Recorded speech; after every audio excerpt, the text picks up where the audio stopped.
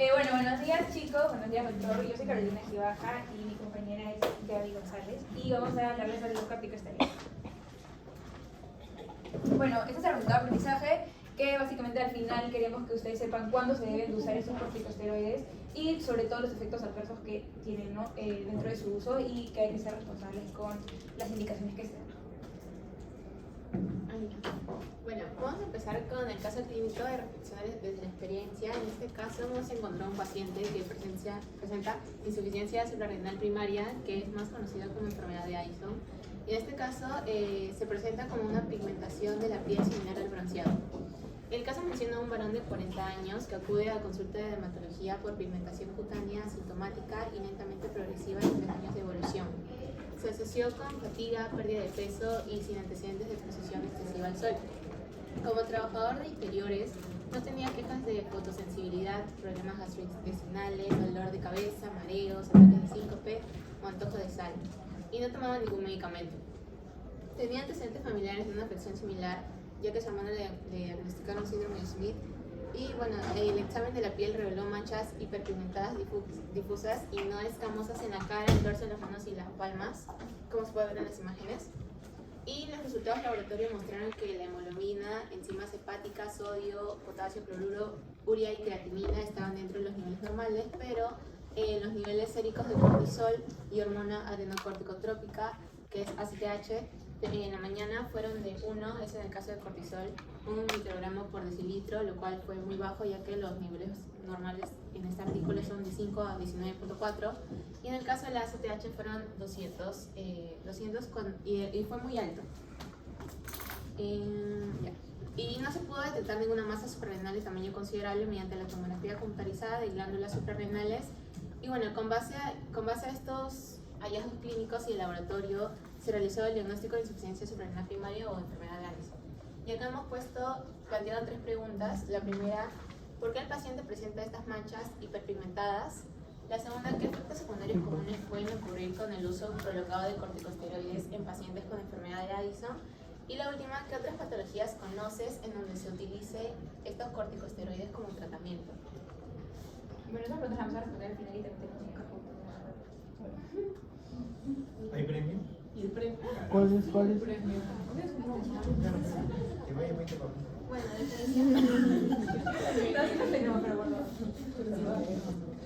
definición, bueno. Para esto es importante recordarnos que, como se llama la glándula suprarrenal, en la parte de la corteza va a producir diferentes tipos de hormonas, ¿no? Que son esteroideas. Acá tenemos los glucocorticoides, mineralocorticoides y los andrógenos.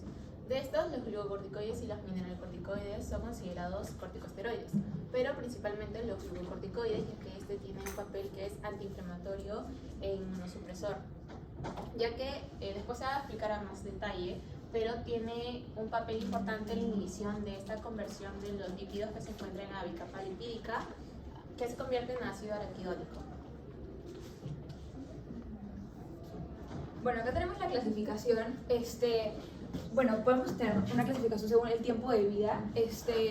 Y si el tiempo de vida media es de, bueno, se va a clasificar de acción breve, de acción intermedia y acción prolongada, ¿no? De acción breve tenemos principalmente a la prednisolona y a la hidrocortisona. A la acción intermedia, bueno, la triamcinolona y de acción prolongada betametasona, que posteriormente vamos a explicar el uso de estos en 2 casos, que por ejemplo puede ser la artritis reumatoide o el asma.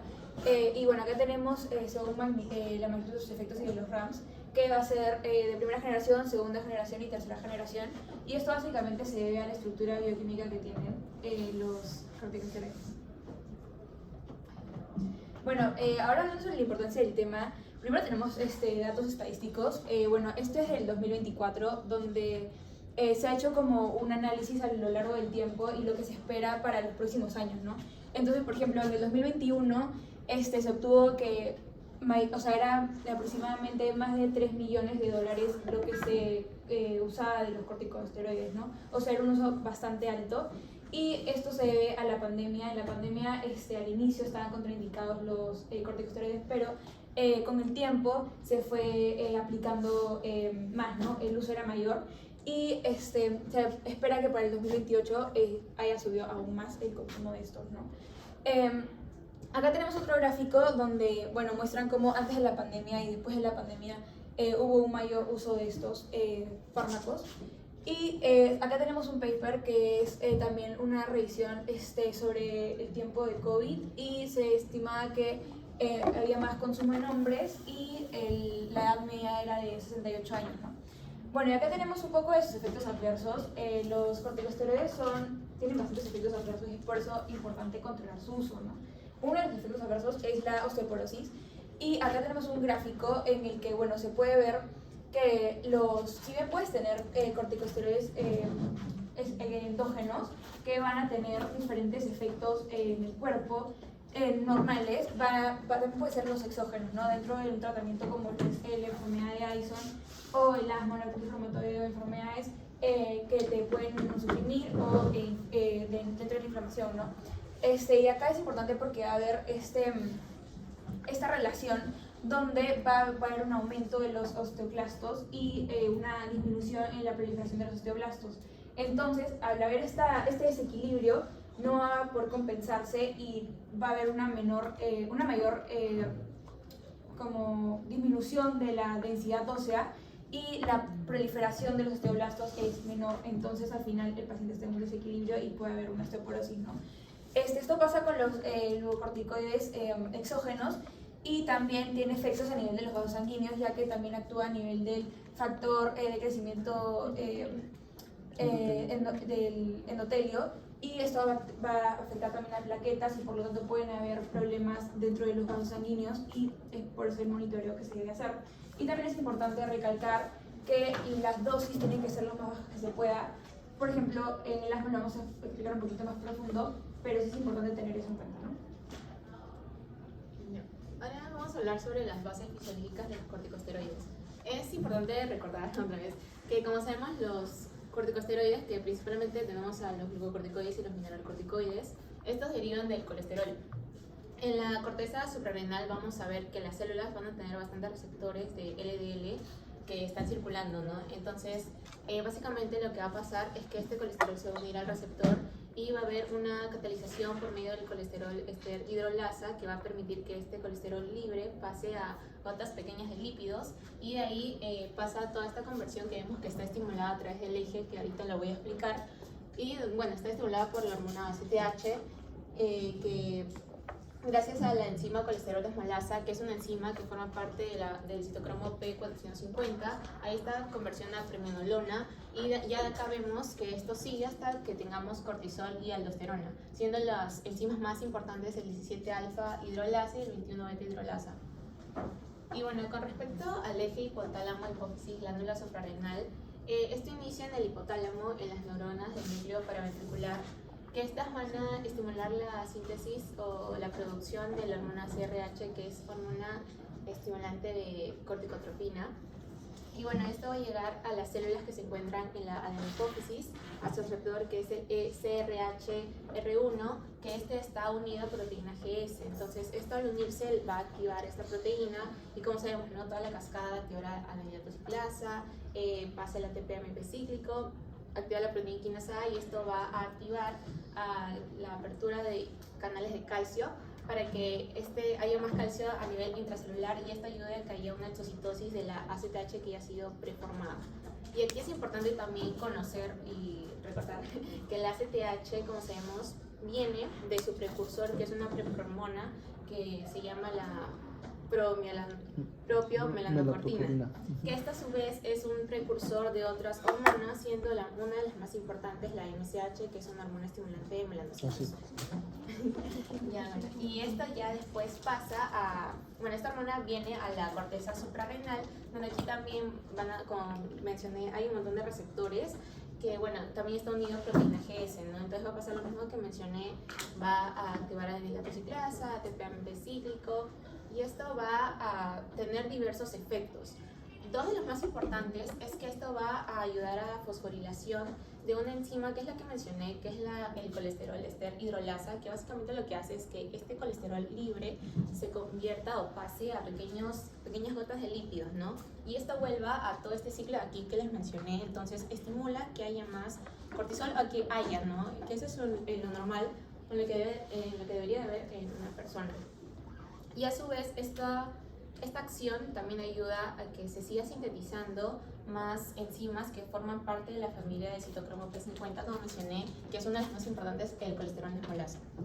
Y bueno, ya de acá ya tenemos el cortisol y la aldosterona, principalmente el cortisol, que es el que como es glucocorticoide, tiene esta función de inmunosupresor, es uno de los más importantes. Y regula que haya una homeostasis, es decir, que no haya ni tanto ni poco, ¿no? Para mantener lo normal en una persona. Ya para vamos a resolver los targets, pero se las son porque son varios. Ya. Entonces tenemos, por ejemplo, este primer gráfico donde tenemos a los glucocorticoides y va a entrar a la parte del citoplasma donde está el receptor de los glucocorticoides, ¿no? Que está unido a una chaperona que es el HSP90, que básicamente ayuda a la parte de poder mover este fármaco al núcleo, ya que va a tener efectos dentro del ADN y bueno, el ARN para poder modificar lo que es la transcripción de las proteínas. Entonces, bueno, tenemos que acá está uno de los receptores del núcleo, que es el ERG, puede ser positivo o negativo. En este caso es el positivo que va a aumentar, bueno, va a actuar a nivel del ARN mensajero y por lo tanto va a actuar sintetizando lo que es la lipocortina 1, que es un importante inhibidor de la fosfolipasa A2, que como hemos visto actúa en lo que es la vía del ácido araquidónico y por lo tanto en la inflamación. Entonces es importante esta síntesis. También actúa sobre los receptores beta 2, es por eso que también tiene efecto sobre el asma, que también lo voy a hablar un poquito más adelante. Y también puede ser cuando es negativo. En el caso de ser negativo, bueno, va a reducir esto, ¿no? Que es las citocinas proinflamatorias, lo que es el COX-2, el gen de plaquetas, entre otras cosas, ¿no? Bueno. Ya, acá tenemos, por ejemplo, una citocina que va a actuar a nivel de, por ejemplo, el factor nuclear kappa beta. El factor nuclear kappa beta va a comenzar a sintetizar más citocinas proinflamatorias y también, por ejemplo, en la proteína activadora 1, que también va a ser esa inflamación exacerbada que hay, ¿no? Pero puedes dar un glucocorticoide y va a hacer que este factor nuclear kappa beta tenga una expresión génica diferente y por lo tanto disminuyan estas citocinas proinflamatorias. Y ahora está el ejemplo del beta 2. ¿Qué es este? Bueno, cuando se le da un agonista beta 2, bueno, sabemos que va a actuar a nivel del beta 2 y por lo tanto va a poder hacer una broncodilatación, ¿no? Pero si es que se aumenta también un glucocorticoide, que es lo que se expone en las guías actuales del tratamiento del asma, se puede potenciar lo que es la expresión de estos genes, de estos receptores beta 2 adrenérgicos y actúa a nivel del AMP cíclico, lo que va a aumentar la proteinquinasa A y actúa a nivel de los CREP, que básicamente es el receptor del AMP cíclico, lo cual va a hacer que estos receptores puedan estar muchísimo más pronunciados y va a tener un mayor efecto en lo que es el tratamiento del asma con el salbutamol, por ejemplo. Ya, bueno, acá tenemos el gráfico de bueno, cómo actúan a nivel del sistema inmune. Primero tenemos en la inmunidad innata, lo que va a hacer que va a actuar con los PAMs y los DAMs, como sabemos, dentro de lo que es una inflamación y lo que son los antígenos, va a haber tanto daño celular como también el propio virus o bacteria que esté dentro. Entonces, bueno, estos PAMs van a actuar a nivel de los macrófagos, por ejemplo, pero los glucocorticoides pueden hacer que el reclutamiento y la adhesión, o sea, la quimiotaxis de los leucocitos sea menor, ¿no? Y también, bueno, a nivel de los mastocitos, ¿no? Después tenemos como en la inmunidad adaptativa lo que va a afectar a la unión con el Toll-like receptor. Y esto va a actuar a nivel del complejo mayor de histocompatibilidad tipo 2, lo cual va a hacer que la célula presentadora de antígeno tenga una afinidad diferente con lo que es el Toll-like receptor y module esta relación con los linfocitos TS4 y CD8, ¿no? Lo cual al final va a tener un efecto negativo con lo que es el TH1 y el TH17 y puede aumentar el TH2 y el regulador, el linfocito T regulador.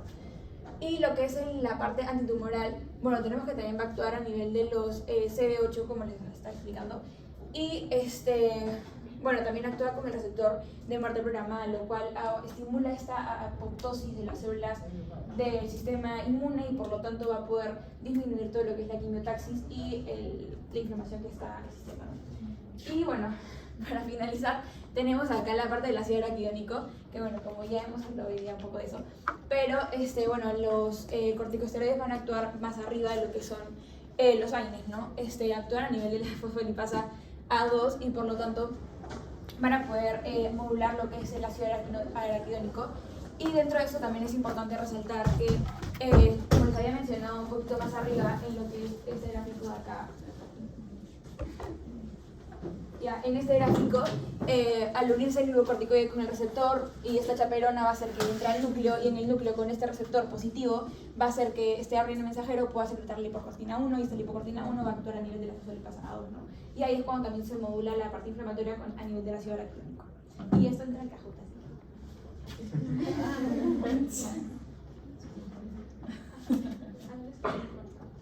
Bueno, ahora vamos a hablar acerca de los criterios clínicos, indicaciones y criterios laboratoriales. Y bueno, en este caso tenemos aquí una tabla donde se puede observar los diferentes fármacos que forman parte de los corticosteroides y sus usos terapéuticos, ¿no? Como podemos observar, no solamente estos tienen un papel de inmunosupresor, sino también que pueden tener un papel como terapia de reemplazo. Que bueno, eso básicamente se llega a ver en enfermedades o patologías como son la insuficiencia suprarrenal crónica primaria y secundaria, que conocemos como la enfermedad de Addison, donde se usa hidrocortisona como tratamiento. Y en este lado de acá podemos ver algunas indicaciones o puntos que se tienen que tener en cuenta al momento de consumir este tipo de fármacos, ¿no? Como por ejemplo en el caso de la hidrocortisona, que nos da como consejo que se debe consumir 2/3 de dosis en la mañana y 1/3 de dosis en la noche. Además, también, aparte de las patologías que ya mencionó mi compañera, que son artritis reumatoide o asma, también estos están presentes en el tratamiento de otras patologías como son POC o incluso también en la leucemia linfocítica aguda crónica, entre otros. E incluso también en patologías que son más dermatológicas, ¿no? Como son la dermatitis o la dermatitis atópica o vitiligo. En este lado de acá, ya centrándonos en artritis reumatoide, podemos ver dos flujogramas. En esta de acá vamos a encontrar cómo es que, siguiendo ciertos criterios, en este caso de historia clínica y el examen físico, es que uno puede llegar a detectar si una persona tiene artritis reumatoide. En el caso de acá podemos ver que un paciente con artralgia, que conocemos que es el dolor en las articulaciones, sin artritis clínica u otro diagnóstico que explique la misma. En este caso, si el paciente cumple con 3 de estos criterios acá y uno de examen físico, como por ejemplo en la historia clínica, si es que sus síntomas articulares son de inicio reciente, es decir, menos de 1 año. Después, si los síntomas son localizados en articulaciones. Luego, si su rigidez en la mañana es de aproximadamente 60 minutos. Y si es que estos síntomas son más severos durante la mañana, que es algo muy característico de la patología. Y si es que también tiene algún familiar de primer grado, ya sea mamá o papá, con artritis reumatoide. Y si en caso cumple uno de estos 2 exámenes físicos, que es la dificultad para hacer un puño y una prueba de compresión positiva de las articulaciones. Y bueno, en caso sea esto, en caso cumpla 3 de estos y 1 de esto, si es un sí, debe ir a consulta con un reumatólogo para poder saber si tiene evidencia de artritis o no. Y en el caso sea no, se asocia con una artralgia clínicamente sospechosa, por lo que se requiere hacer cierto monitoreo y una consulta cada cierto tiempo, que en este caso nos menciona que es cada 3 meses hasta que cumpla 1 año.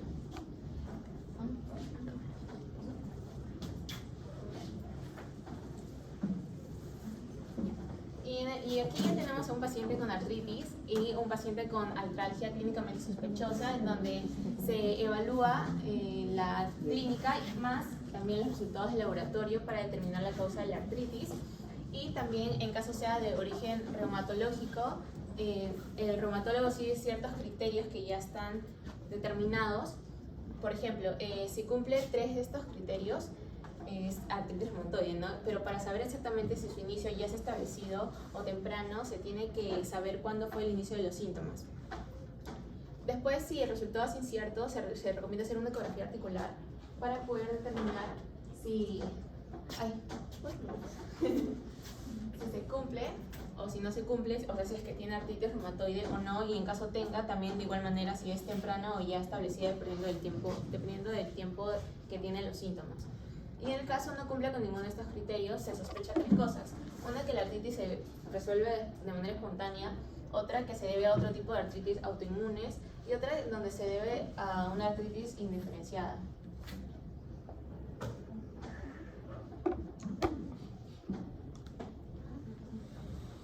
Ya. Ahora, dependiendo del asma, como sabemos, para poder diagnosticar asma se necesita de la espirometría, donde aquí se evalúa principalmente la relación que tiene la capacidad vital forzada con el volumen expiratorio forzado al primer minuto.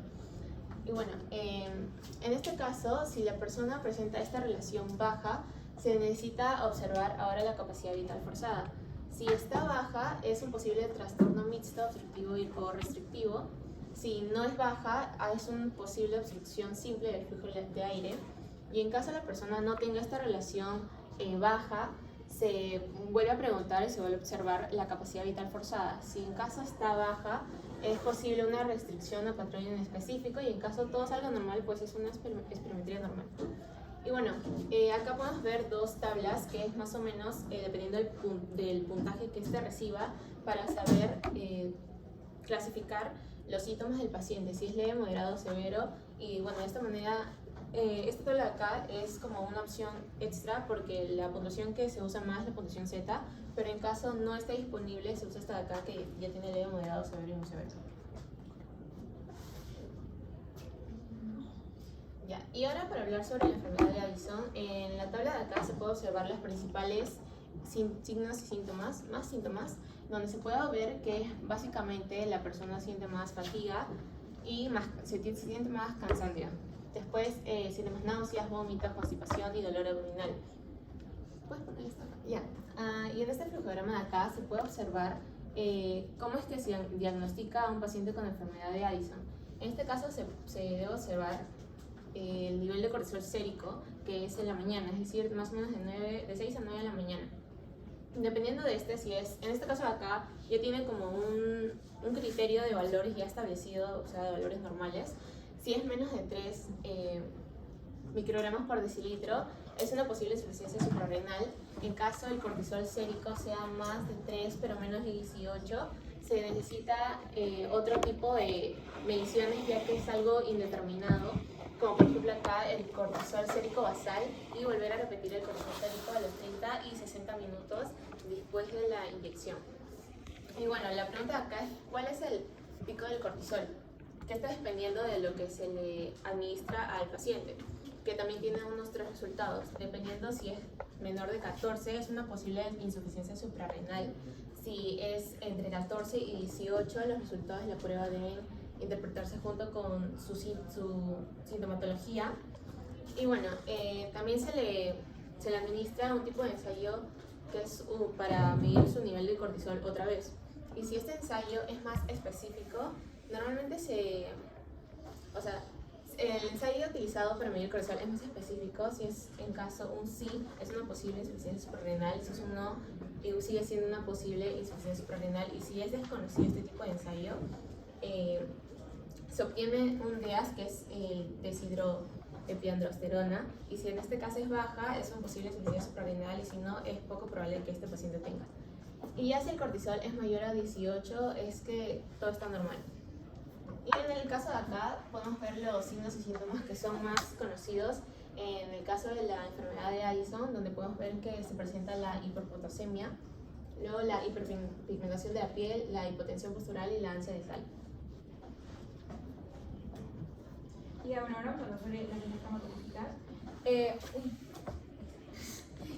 Bueno, primero tenemos que, bueno, esto es más o menos cómo se diagnostica la parte de artritis reumatoide, pero ya ha sido más o menos explicado. Entonces, básicamente tenemos que se empieza con metrotexato y se hace una combinación con glucocorticoides. Acá es importante tener en cuenta que la dosis de los glucocorticoides tiene que ser la más baja posible, o sea, la mínima eficaz para poder reducir la probabilidad de los efectos adversos. Y si es que no se llega a una mejoría dentro del paciente, puede ser que el problema no sean los glucocorticoides y por lo tanto no se le debería aumentar la dosis, sino se podría cambiar la parte del fármaco que se usa para la artritis, que es el metrotexato, ¿no?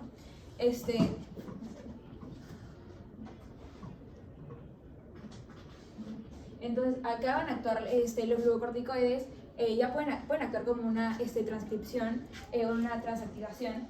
Entonces van a actuar con el receptor, va a activar el factor nuclear kappa beta y como se ha explicado puede hacer un receptor nuclear por las chaperonas que va a ser positivo o negativo. En este caso va a ser de manera negativa y va a inhibir a lo que es la proteína activadora 1 para que estas citocinas preinflamatorias como el factor granulosa tumoral alfa o las interleucinas 1 beta disminuyan, ¿no? Entonces acá tenemos que van a estar disminuyendo y también puede tener efectos a nivel de los osteoclastos. Esto debido a que no hay una buena relación entre estas dos, ¿no? El factor activador factor nuclear kappa beta y su inhibidor que es la osteoproteína. Entonces, por lo tanto, los osteoclastos van a estar en aumento y eso puede llevar a una mayor resorción ósea. Entonces, acá está, ¿no? Puede estar disminuido y también va a tener efectos sobre los fibroblastos, ¿no? Con la interleucina 17. Bueno, está en la parte farmacológica, ¿no? Que bueno, puede ser la actividad física, la dieta o la fisioterapia. Dentro de la dieta la fibra puede ayudar por la microbiota intestinal y eso tiene efectos sobre el sistema inmune.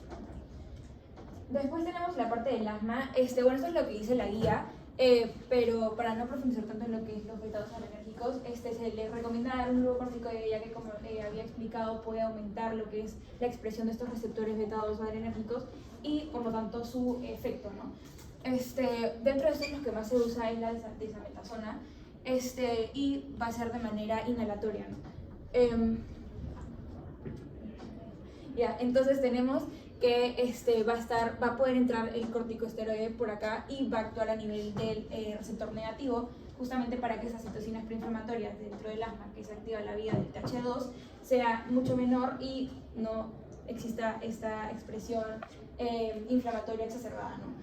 Entonces va a actuar a nivel de la parte del núcleo con las chaperonas, ingresa y va a actuar con el ARN mensajero para que estas proteínas que se transcriben sean antiinflamatorias y disminuya toda esta exacerbación, ¿no? También actúa a nivel del factor nuclear kappa beta con la proteína activadora. Bueno, y esta es una parte del tratamiento no farmacológico, ¿no? Reducir lo que son los problemas que pueden afectar este asma, como es un ambiente libre de humo, para evitar alérgenos y una dieta saludable. Bueno, acá tenemos las tablas de la farmacocinética. Tenemos, bueno, acá los hemos separado como sistémicos inhalatorios. Dentro de los sistémicos tenemos la hidrocortisona, prednisona, metilprednisona y la desametasona. Eso también puede ser de manera inhalatoria, como les había explicado. Y bueno, tenemos que va a tener una biodisponibilidad del 70 al 90%, es lipofílico, o sea, puede ingresar fácilmente. Tenemos una distribución de tiempo máximo de 1 a 2 horas. Un metabolismo, bueno, va a estar con el citocromo 3 a 4 y dentro de sus metabolitos tenemos, por ejemplo, la cortisona y bueno, la excreción va a ser a través de la bilis. Eso es importante para el momento de saber al paciente si se le puede dar o no. La prednisona, bueno, ya tenemos vía oral, intramuscular, intravenosa. Por ejemplo, en lo que es la artritis reumatoide se recomienda oral, pero también puede ser máximo hasta los 4 meses, pero sí se ha dado casos en los que puede ser una inyección intramuscular, ¿no? Bueno, tenemos un tiempo máximo de 1 a 2 horas. Va a actuar también a nivel de citocromo 3 a 4 y la excreción en este caso es renal. Con la metilprednisolona tenemos también oral, intravenosa intramuscular. La disponibilidad en el caso de ser oral es del 80 al 90%. Y también va a ser lipofílico. Bueno, se va a unir a la albúmina y va a poder atravesar también la placenta y la parte del lacto sanguíneo, ¿no? Y bueno, actúa a nivel del citocromo 450, específicamente en 4 también, y es renal la excreción. Y lo que es la desametasona también va a ser lipofílica, la disponibilidad es del 80%, también es el mismo citocromo y la excreción es renal. En el caso de los inhalatorios, vamos a encontrar acá 4. En realidad también tenemos más en la otra tabla. Empezando con la beclometasona. Bueno, de por sí todos son lipofílicos y por ende, como son inhalatorios, todos van a atravesar la membrana alveolocapilar. En el caso de la metasona, como vemos, su biodisponibilidad es 10 a 20%. En el de budesonida es de 39%, de ciclesónido es de 20-40% y de mometasona menor a 1%, siendo el que más se absorbe budesonida, en este caso los 4. Luego tenemos en la distribución, en el caso de la beclometasona, vemos que el tiempo máximo es de 30 minutos a 1 hora aproximadamente. En el caso de la budesonida es de 1 hora a 2 horas. Ciclesónido es de 1 hora y 2 horas de igual manera y mometasona de igual. Y bueno, todos como mencioné atraviesan la membrana alveolar por los mismos que son inhalatorios y se usan mayormente en asma.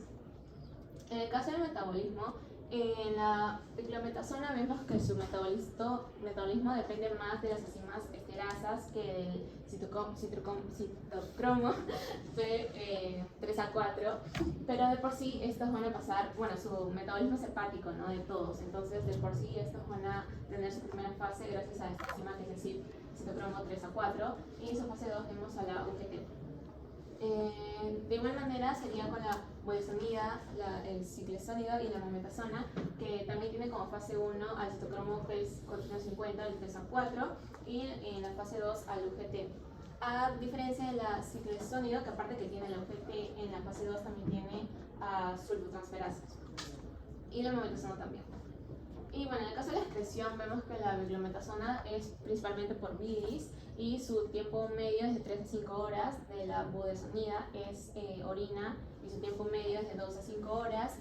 Ciclesónido es por bilis también, es decir, por heces, de 3 a 4 horas su tiempo medio. Y mometasona es principalmente por orina.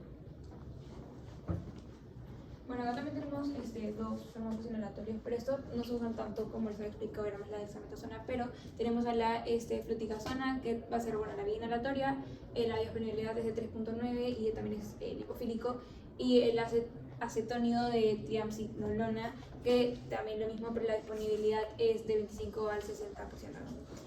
Bueno, con respecto a la distribución, bueno, tenemos que van a atravesar la capilar para que pueda tener el efecto dentro de lo que es el asma. Y metabolismo también es la vía del citocromo 3A4 y la excreción una es por la bilis, que en este caso es de la manera renal. Ahora en el caso de la farmacodinamia tenemos a la hidrocortisona, que como mencionó mi compañera, los corticosteroides más que todo al ingresar a la célula a través de su receptor de glucocorticoides, ingresa al núcleo y aquí modula la transcripción genómica, ¿no? Y eso va a hacer que se inhiba esta síntesis de mediadores proinflamatorios. En el caso de la prednisona, de igual manera va a interactuar de la misma manera, entra al núcleo y hace toda esta modulación de la transcripción para evitar lo mismo. En el caso de la metilprednisolona, que es uno de los más potentes, esta inhibe la fosfolipasa 2, que sabemos que es la que media la conversión de los fosfolípidos de la capa lipídica a ácido araquidónico, y de esta manera también inhibe a estos mediadores proinflamatorios. Y la dexametasona, que en este caso suprime la migración de neutrófilos y de los linfocitos también, pero a su vez también entra al núcleo y hace toda esta modulación de la transcripción genómica. Y bueno, en el caso de modo de acción y efectos, como mencionamos, básicamente todo lo que hacen es modular esta proliferación o esta producción de mediadores proinflamatorios a través de, por ejemplo, inhibiendo la fosfolipasa A2, como mencioné, que es en el caso de la metilprednisolona, o inhibiendo o disminuyendo también la síntesis de lo que son las prostaglandinas principalmente y glucotrianos también. En el caso de la potencia, todos son potentes a excepción de la primera, que es la hidrocortisona. Y bueno, la eficacia, en el caso de la hidrocortisona su eficacia es baja. De la prednisona es eficaz para enfermedades inflamatorias y autoinmunes y algunos tipos de cáncer. En el caso de la metilprednisolona también es eficaz de igual manera que la prednisona, y en el caso de la dexametasona también. Y bueno, luego vemos el inicio de acción y efecto máximo. En el caso de la hidrocortisona es de 30 minutos a 1 hora. De la prednisona es entre las 6 a 12 horas de su administración y su efecto máximo es de 1 a 2 días. Y en el caso de la prednisolona es de 1 a 2 horas, y de la dexametasona su inicio de acción es de 12 a 24 horas desde su administración, y su pico máximo es de 2 a 4 días. En el caso de la duración del efecto, vemos que el que tiene más es, en este caso, depende, porque de la dexametasona, si es oral, es de 36 a 72 horas, y si es intravenosa es de 12 a 24 horas. Luego vemos que en el caso de la hidrocortisona es de 8 a 12 horas, de la prednisona de 12 a 36 horas, y la metilprednisolona de 30 horas. Luego de la dosis y rango terapéutico, vemos que en el caso de la hidrocortisona es de 10 a 15 microgramos. Luego de prednisona de 0.5 hasta 6 en forma de comprimido, la metilprednisolona de 20 a 40 y la dexametasona, si es oral, de 4 a 8 y su rango es de 2 a 20 por día. Y bueno, en el caso de la regulación, acá vemos los efectos rebotes. En el caso de la en realidad todos tienen un efecto rebote casi parecidos, pero ya para ser más específicos, en hidrocortisona tenemos a lo que es los eritemas, ansiedad, depresión, fatiga. En el prednisona vemos la reaparición de los síntomas, lo cual suele ser en la mayoría, la verdad, y hay cambios del estado de ánimo de la mayoría también. Y bueno, vemos cambios al aturdimiento, irritabilidad, pérdida de apetito, entre otros, de la metilprednisolona, la reaparición de los síntomas también, la debilidad, la supresión adrenal, y en el caso de la dexametasona, que no sé, bueno, de igual manera la reaparición de los síntomas. Ya, bueno, acá tenemos la parte de los inhalatorios. Tenemos a la beclometasona, la budesonida y la ciclesonida. Bueno, como sabemos, básicamente van a ser antiinflamatorios y también inmunosupresores. Como sabemos, en el asma hay una respuesta inmune exacerbada, como lo es con la vía del TH2, ¿no? Bueno, el modo de acción va a reducir la inflamación, en este caso de las vías aéreas. Y bueno, en verdad ese es el más potente en este caso. También la dexametasona. Y bueno, van a ser eficaces para lo que es el asma, como también un EPOC. Dentro de la acción, el efecto máximo de la beclometasona es de 1 a 2 horas, de la budesonida es de 10 a 30 minutos y es de 3 a 5 días, ¿no? La regulación el paciente va a tener sibilancia, dificultad para respirar. Es importante tener en cuenta que, como habíamos mencionado, estos fármacos se deben dar en la mañana por el hecho de la vía, donde actúa, ¿no? El eje, y va a haber un feedback negativo con lo que son los corticosteroides exógenos, que van a actuar a nivel de un feedback negativo que va a hacer que la ACTH pueda tener una regulación al respecto de lo que se está consumiendo, ¿no? Es por eso que se recomienda tomarlo en la mañana, pero hay que tener en cuenta que si es una crisis asmática, depende del momento, ¿no? De la fase de necesidad. En el caso de la mometasona, vamos a ver que su mecanismo de acción, de igual manera, es la inhibición de los leucotrienos e histamina para reducir la actividad de los neutrófilos y eosinófilos. En el caso de la fluticasona, como mencioné anteriormente, interacciona con la célula, entra al receptor específico para glucocorticoides y hace su modulación de la transcripción genómica. Y en el caso del acetónido de triamcinolona, de igual manera inhibe la producción de prostaglandinas y leucotrienos. Luego, en su modo de acción, en realidad todos, como mencionamos, tienen papel inmunosupresor, así que se usa, como mi compañera mencionó, en asma y EPOC para reducir la inflamación. Y bueno, su potencia, en el caso de la mometasona vemos que es media alta, de la fluticasona que es moderada alta y la acetónido de triamcinolona es alta. Y la eficacia de la mometasona es intermedia y la fluticasona y acetónido de triamcinolona es alta. Y bueno, acá con respecto al inicio de acción y efecto máximo, vemos que la mometasona, su inicio de acción es de 24 a 48 horas de su administración y su efecto máximo es de 4 a 6 semanas más o menos de su uso continuo. En el caso de la fluticasona, su inicio de acción es de 24 a 48 horas y su efecto máximo es de 1 a 2 semanas. Y el acetónido de triamcinolona, el inicio es de 24 horas y su efecto máximo es de 1 a 2 semanas de igual manera. Y en el caso de la duración del efecto, en el caso de la mometasona y fluticasona duran 12 horas, a diferencia del acetónido de triamcinolona que son 24 horas. Y bueno, con respecto a la dosis y rangos terapéuticos, algunos hemos dividido en adultos y niños. En el caso de la mometasona, en adultos tenemos de 200 a 400 microgramos 1 o 2 veces al día, y en caso de niños de 100 a 200 microgramos 1 o 2 veces al día de igual manera. En el caso de fluticasona, en adultos de 100 a 500 microgramos 2 veces al día, y de niños de 50 a 200 microgramos 2 veces al día. Y de acetónido de triamcinolona en adultos de 220 a 440 microgramos, estos son 2 inhalaciones 1 vez al día, y en el caso de niños esto se determina según su edad y según la gravedad o la sintomatología que presenta. Y con respecto a la regulación, vemos que la mometasona, su uso prolongado y en dosis altas puede llegar a generar tolerancia y como efecto rebote vemos enrojecimiento, picazón y síntomas relacionados a afecciones cutáneas. Y en el caso de la acetonilotriamcinolona vemos que los principales efectos rebotes es la congestión nasal, la dificultad para respirar, todos los tos, sibilancias, etc. Bueno, pasando a la parte de la eficacia, hemos encontrado muchísimos papers, pero bueno, este es uno de los más actuales, que es del 2023, en el cual habla sobre diferentes papers, una revisión sistemática donde encontraron distintos artículos que hablaban sobre la eficacia de estos, específicamente en el COVID, como les había mencionado, se hizo mayor uso de estos fármacos. Y bueno, básicamente acá tenemos el Oxford Review que indica cómo estos fármacos han mostrado una eficacia bastante alta dentro de lo que es la inmunosupresión y también la inflamación, ¿no?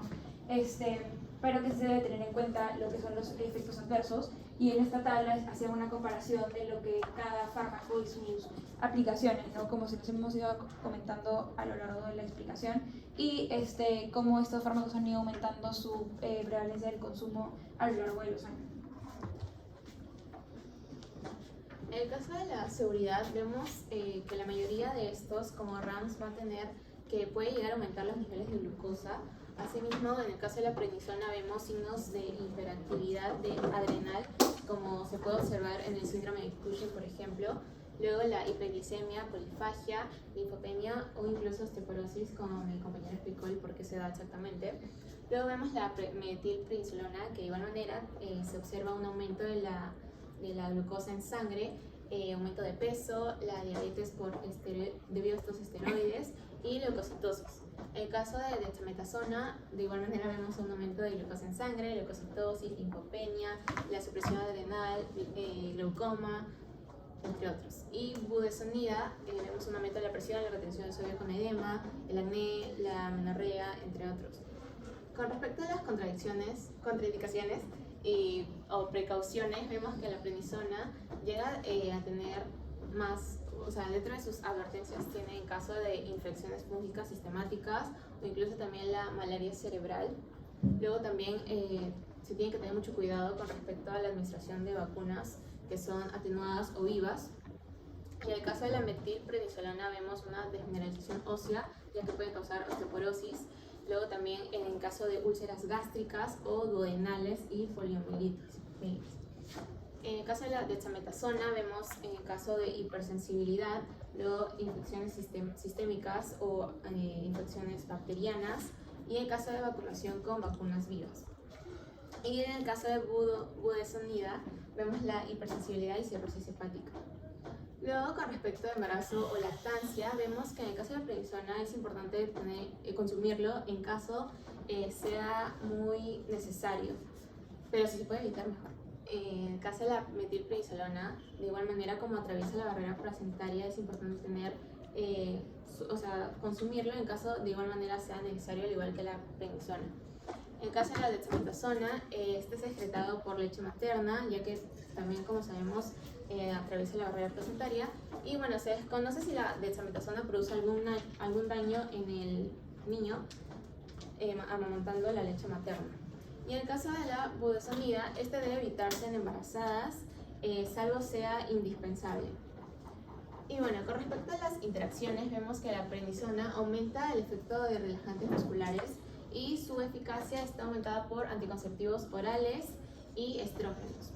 En el caso de la metilprednisolona vemos que reduce el efecto de antidiabéticos orales y su efecto está disminuido por barbitúricos, fenitoína, rifampicina, que esos son más inhibidores. Y en el caso de la dexametasona vemos que hay un riesgo de hemorragia, úlcera y hemorragia gastrointestinal como con AINES. También vemos que reduce el efecto de antidiabéticos orales, insulina, somatropina, isoniazida, y evitar tomar con los inhibidores que son más como ketoconazol o itraconazol. Y bueno, su efecto está reducido también por inductores enzimáticos del citocromo 3A4, como son la rifampicina. Y también budesonida, en el caso de budesonida, vemos que sus interacciones, lo que potencia su acción, potencia su acción de glucósidos cardíacos y también aumenta el riesgo de reacciones sistémicas con inhibidores. Y en el caso de monitoreo es importante que en todo se monitoreen los niveles de presión arterial y a su vez de glucosa en sangre. Bueno, básicamente con lo que es la seguridad de los inhalatorios, para hacerles un resumen de la tabla, bueno, tenemos a la glicometasona, budesonida, ciclosonida y la prometasona. Bueno, en verdad los RAS son bastante amplios, va a depender mucho del paciente, de la necesidad, si es que es necesario que lo consuma o no. Y bueno, tenemos lo que es la ansiedad, las náuseas, lo que es la budesonía y síndrome de Cushing. Como pueden darse cuenta, cuando es un corticosteroide exógeno, va a afectar lo que es el eje de la regulación, la ACTH, y puede aumentar estos corticoides, ¿no? Bueno, con lo que es la ciclosimida, náuseas, vómitos, infecciones fúngicas, por lo que es actúa a nivel del sistema inmune, mometasona, bueno, podemos el prurito, la irritación, la dermatitis, ¿no? Lo que son las contraindicaciones, bueno, es importante tener en cuenta que si hay una hipersensibilidad no hay que administrarlos. Lo que es cirrosis hepática también, porque como hemos explicado, tiene un metabolismo hepático con lo que son los citocromos, ¿no? Tenemos acá también la ciclosonía no indicado para broncoespasmo grave, ni peso, ni síntomas de asma agudo, ¿no? O también en niños, o lo que es la tuberculosis pulmonar, ¿no? Y la mometasona también, una hipersensibilidad o pacientes inmunosuprimidos, que es importante tener en cuenta eso. En lo que es el embarazo y la lactancia, en verdad va, como he mencionado, a través de la membrana placentaria, pero es importante tener en cuenta que hay que evaluar lo que es el riesgo-beneficio de la madre, ¿no? La mometasona sí no se debe usar en el caso del embarazo, ¿no? Y lo que es la lactancia sí se excreta en cantidad. Bueno, lo que es las interacciones, bueno, como ya hemos mencionado, hay fármacos que actúan también a nivel de citocromo 3 a 4 y por lo tanto van a actuar como inductores, y es importante tener en cuenta eso porque va a modular el efecto del corticosteroide. Entonces, por ejemplo, la dextrometasona en pacientes que toman metronidazol, la budesonida en pacientes, bueno, se va a ver condensados por glucósidos cardíacos. Ciclosonía no se encontró, bueno, en la mometasona no se encontró mucho con respecto a las interacciones. Y el monitoreo, es importante evaluar la función pulmonar y los niveles de azúcar en sangre, por lo que es el HIPAC. Y bueno, también la frecuencia y la gravedad de los síntomas, ¿no? Por lo que es ciclosonía. Y bueno, ya por último, con respecto a los inhalatorios, como son la fluticasona y el acetamida de triamcinolona, en el caso de la fluticasona vemos que, como sus RAMs, vemos que está la irritación, la roquera, cefalia, entre otros. Y con respecto a sus contraindicaciones es importante tener en cuenta en caso el paciente presente hipersensibilidad o tuberculosis activa o diabetes mellitus o incluso también insuficiencia hepática. Y en el caso de acetónido de triamcinolona es importante tener en cuenta si es que el paciente presenta de igual manera hipersensibilidad, embarazo y lactancia, ya que como se mencionó, normalmente se usa solo si es necesario. Y bueno, también en el caso de tuberculosis, herpes, entre otros. Y bueno, como mencioné, en el caso de embarazo o lactancia, en realidad ambos solamente se usan si es necesario y evaluando si es que no llega a causar algún daño al niño. En el caso de las interacciones, vemos que en el caso de fluticasonas no se usa normalmente para crisis o para pacientes que presentan una crisis asmática. Luego, la acetónido de triamcinolona nos menciona que es preferible evitar su consumo con inhibidores de este citocromo 3 a 4. De igual manera, con hipoglucemiantes o medicamentos que prolongan el intervalo QT, como son la disopiramida. Y en el caso de monitoreo, en realidad en todos se debería monitorear el nivel de, la presión arterial y nivel de glucosa en sangre, incluso también en el caso de fluticasona, su función pulmonar. Y en el caso del acetónido de triamcinolona, lo cual ocurre también en otros fármacos, es que se debe monitorear algunos cambios o problemas que llegan a ver, que son oculares, ya que puede llegar a causar o se puede llegar a presentar indicios de glaucoma o cataratas. Bueno, apliquemos lo aprendido y esta es la continuación del caso clínico. Esta nos menciona que al paciente, debido a todo esto que presentó, se le recomendó usar durante 14 días hidrocortisona 20 miligramos, dosis dividida de 15 en la mañana y 5 en la tarde, y fludrocortisona. Y ya en la segunda visita los síntomas del paciente tanto como la hiperpigmentación que está presentada en el dorso de las manos y de las palmas y en su rostro disminuyó, al igual que la fatiga, lo cual, se quejaba de edema tanto en miembros superiores como inferiores, por lo que se redujo la dosis de fluorocortisona. Y bueno, vamos a las preguntas. Menciona, ¿por qué el paciente presenta manchas hiperpigmentadas? Porque por el feedback mismo, ¿no? Por decir, estamos hablando de la enfermedad de Addison. Recordemos que es una enfermedad autoinmune que ataca más que nada la 21-hidroxilasa y lo que hace es que no vamos a tener cortisol, lo que hace es que generar un feedback positivo a la hormona liberadora corticotropina y la cual hay un paso todavía, la propio melanocortina que estimula 3, que es la hormona estimulante de melanocitos y por eso tiene hiperpigmentación, ¿no?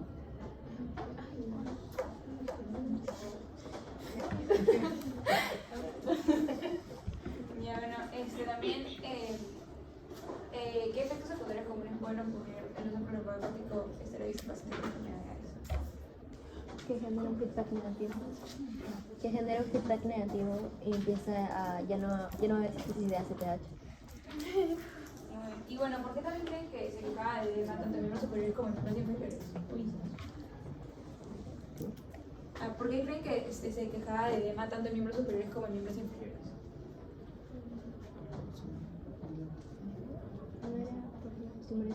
No puede ser por la estimulación del COX, por parte del cortisol. Sí, también, y también porque, como había mencionado, actúan también los glucocorticoides a nivel de lo que es el factor de crecimiento tisular endotelial, entonces eso también puede afectar a lo que es la extravasación. Bueno, acá tenemos lo aprendido, bueno, que los corticosteroides, como ya hemos mencionado, van a tener efectos autoinmunes, bueno, en enfermedades autoinmunes o respiratorias. Es importante tener en cuenta el monitoreo del paciente, si es una persona que está embarazada, si está lactando, los RAMs, es importante ese monitoreo, y siempre aplicar la dosis mínima efectiva, ¿no? Para poder disminuir lo que son los efectos adversos. Y ahora tenemos un caso.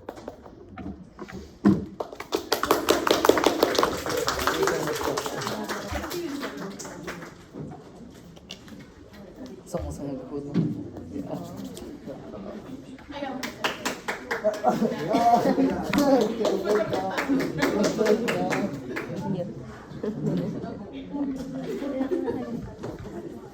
Tenía fentanilo en mi cabeza, con retardo.